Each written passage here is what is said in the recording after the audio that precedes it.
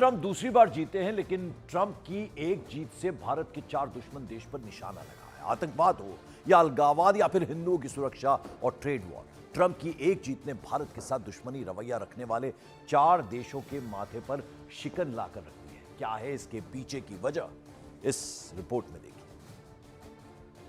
Political comeback in the history of the United States of America.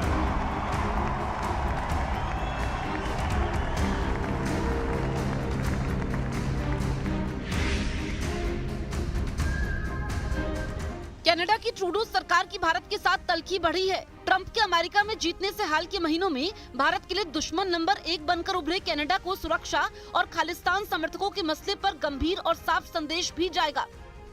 Canada में भारतीय हिंदुओं की सुरक्षा भी खतरे में आ गई है। हाल ही में कनाडा में हिंदुओं पर हमले हुए, दोनों देशों के बीच तनाव बढ़ा।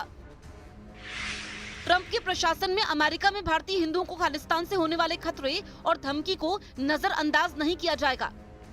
बांग्लादेश में हिंदुओं के मसले पर ट्रंप बयान देकर ये साफ कर चुके हैं। ट्रूडो सरकार की तरफ से भारत विरोधी गतिविधियों में शामिल खालिस्तान समर्थकों की आवाज भी मंद पड़ेगी।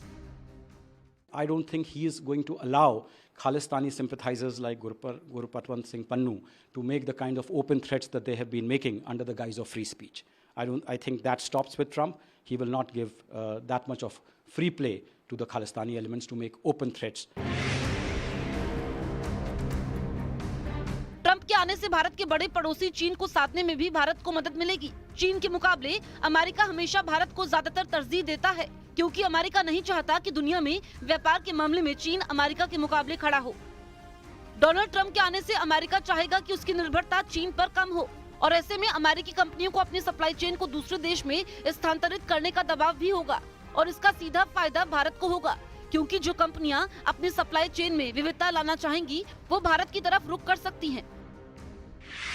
इसके अलावा हिंद प्रशांत महासागर में चीन को साधने के लिए क्वाड को भी ट्रंप ज्यादा ताकतवर बनाएंगे, और इसकी शुरुआत अगले साल भारत में होने वाले क्वाड लीडर सम्मेलन में हिस्सा लेकर ट्रंप कर सकते हैं।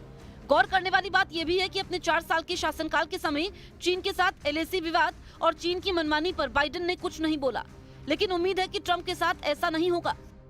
ट्रंप अगर जीतेंगे तो चाइना के ऊपर मैं समझता हूँ कि काफ़ी सख्ती बढ़ जाएगी, टैरिफ बढ़ा देंगे, बहुत से चाइनीज़ प्रोडक्ट्स जो आते हैं उनको बैन कर देंगे वो लेने के लिए। ताइवान के ऊपर और आसपास उसके अमेरिकन मिलिट्री नेवल डिप्लॉयमेंट बढ़ जाएगा, और टेंशन काफ़ी बढ़ता हुआ नज़र आता है मुझे। ख़ासतौर से साउथ चाइना सी लेके इंडो पैसिफिक क्षेत्र में एक्टिविटीज़, अमेरिकन नेवल एक्टिविटी और बढ़ेगी, और चाइना के ऊपर काफ़ी प्रेशर। भारत में पाकिस्तान से सीमा पार आतंकवाद के लिए ट्रंप एक सीधा और साफ संदेश है। अपने पहले कार्यकाल में ट्रंप पाकिस्तान को प्रायोजित आतंकवाद के लिए लताड़ चुके हैं, और यही नहीं, ट्रंप ने पाकिस्तान को अमेरिका से मिलने वाली आर्थिक सहायता भी रोक दी थी। पाकिस्तान इस वक्त आर्थिक बदहाली के दौर से गुजर रहा है। ऐसे में आतंकवाद समेत किसी मसले पर पाकिस्तान से ट्रंप की नाराजगी उसे न सिर्फ अमेरिका से मिलने वाली मदद बल्कि अलग अलग संगठनों से मिलने वाली आर्थिक सहायता पर भी तेज आंच डाल सकती है। भारत के 2 छोर पर पाकिस्तान और चीन जैसे पड़ोसी को देखते हुए अमेरिका के साथ संयुक्त सैन्य अभ्यास, हथियारों की खरीद और इनकी तकनीक का ट्रांसफर दोनों को भारत विरोधी किसी भी गतिविधि को अंजाम देने से पहले सोचने पर मजबूर करेगा।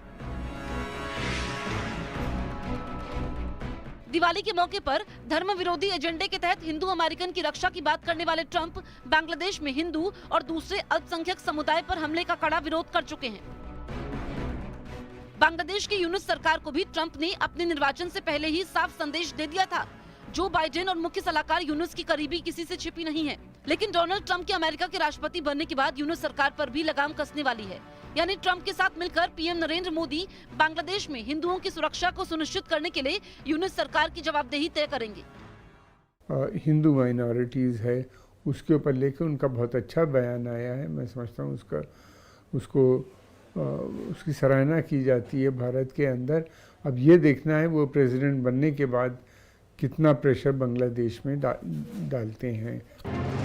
एक बात तो साफ है कि ट्रंप के अमेरिका में चुने जाने से भारत की सीमा से सटे दुश्मनी रवैया रखने वाले पड़ोसी हो या फिर हजारों मील दूर कनाडा की ट्रूडो सरकार, पीएम मोदी के दोस्त का अमेरिका का बिग बॉस बनने से एक तीर से 4 शिकार हुए हैं।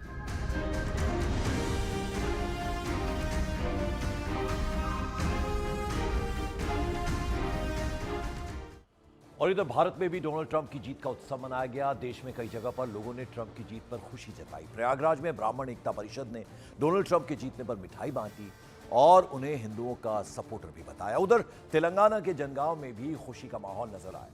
वहां ट्रंप की प्रतिमा पर फूल माला तक चढ़ा दी गई। जनगांव में ट्रंप के समर्थक बुस्सा कृष्ण राजू ने उनकी मूर्ति बनाई थी। 2020 में कृष्ण राजू के दिल का दौरा पड़ने से उनकी मौत हो गई थी।